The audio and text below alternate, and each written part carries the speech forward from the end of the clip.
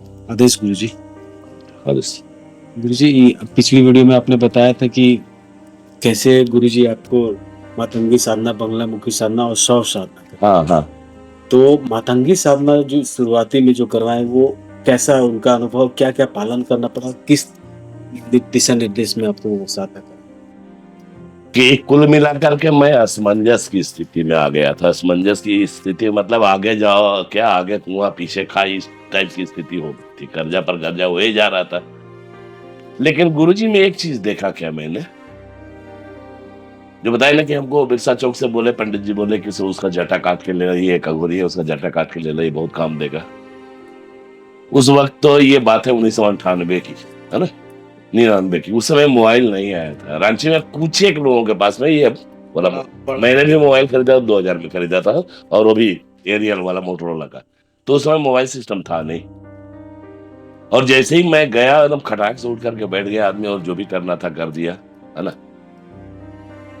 तो विश्वास तो जगा था उसके ऊपर में मेरा, कोई इसमें कोई शक नहीं। उसके बाद वो बताया, मिर्चा का हवन करवाया उन्होंने। तो उस समय तो मेरे लिए अद्भुत था कि सार्वजनिक इसमें बैठ करके कर रहे हैं, और कोई गंध नहीं, कोई स्मेल नहीं। उसके बाद उन्होंने मुझे समझाया, बतलाया कि देख बच्चा, बहुत कुछ है। जब एक बार तरह कह देनी है कि तू हमारा बेटा है, तो बेटा है। अब कुछ तो ऐसा रहे लीला कि हम तोरे खोजे है ही नहीं, हम तोरा खोजत रहे नहीं, तू हमारा बेटा आ गई।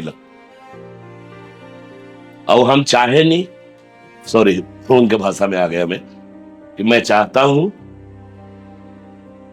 कि तुम इन चीजों को जानो। तुम्हें क्या चाहिए ये मुझे पता है कि तुम्हें क्या चाहिए, और मैं अपने कर्मों के द्वारा तुमसे कर्म करा करके। वो बोलते थे बुढ़िया काली जी को, ठीक है काली भाई को बुढ़िया बोला करते थे। तो लगे हम तोरा बुढ़िया से, यही बुढ़िया से तोरा हम दिलवाए, और ओकर बाद तू हमरा भजबे, मैंने हम दिलवा दे, ओकर बाद तू हमरा भजबे। भजबे मैंने तुम हमको भजोगे, लेकिन जैसे जैसे कहा था नहीं, आंख बंद करके कर। नो क्वेश्चन, अंग्रेजी को बोलते थे। एक था नो क्वेश्चन, और एक था मनी इज पावर, है ना। ये उनका मैंने बातचीत का लहजा में आता था। भोजपुरी ही बोलते थे, लेकिन बीच बीच में बोलते थे मनी इज पावर। उसके बाद उन्होंने हमको सबसे पहले मातंगी माता का साधना बतलाया, बाकायदे मैंने कागज पर ले करके, हालांकि हाथ कांपता था उस समय उनका, लेकिन बाकायदे एक ड्राइंग करके, यहाँ ई देवी बड़ी, यहाँ ई देवी बड़ी, यहाँ ई भगवती बिया, यहाँ ई बिया, यहाँ ई बिया करके सब उन्होंने समझाया मुझे। उसके बाद नवरात्र में ही शुरुआत किया था हमने, और उसे संयोग से मंगलवार था, मंगलवार के दिन से उसका शुरुआत किया था मैं। नवरात्र संपन्न होने के बाद भी 3 महीने तक वो क्रिया जारी रही। 3 महीने की साधना थी वो मेरी। लेकिन अगर सच बताऊं न रे, तो ठीक है, इसमें भी कहीं से कोई शक नहीं कि मैं और टूटे जा रहा था। टूटे जा रहा था मतलब कि आर्थिक दृष्टि से, ठीक है। कमाई धमाई उतना नहीं, मैं सामान्य जीवन चल रहा था, लेकिन जैसा एक्सपेक्टेशन था वैसा कुछ नहीं हो रहा था।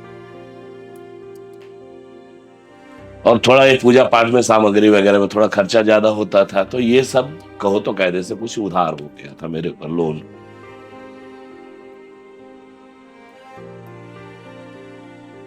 लेकिन तीसरे महीने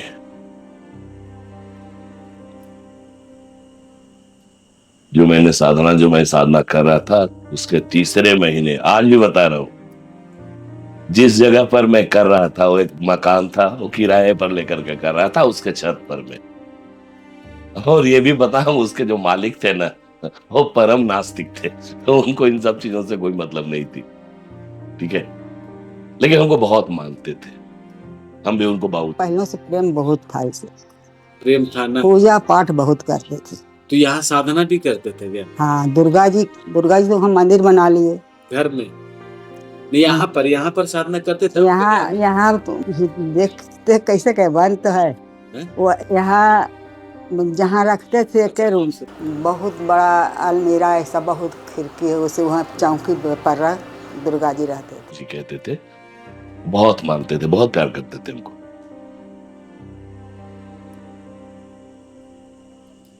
क्या बताए बच्चा, बहुत कुछ अनुभव किया मैंने उस दरमियान। अगर फल कहो उसका,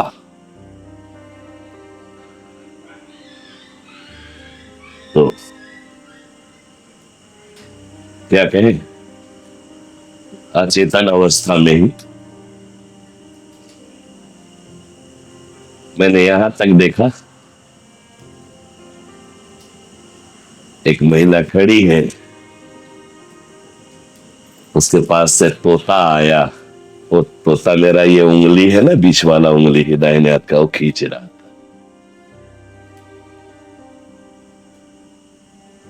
उसके बाद पूर्णाहुति के बाद मैंने गुरुजी को बताया, बोले ये तो मातंगी बड़ी रे गधा,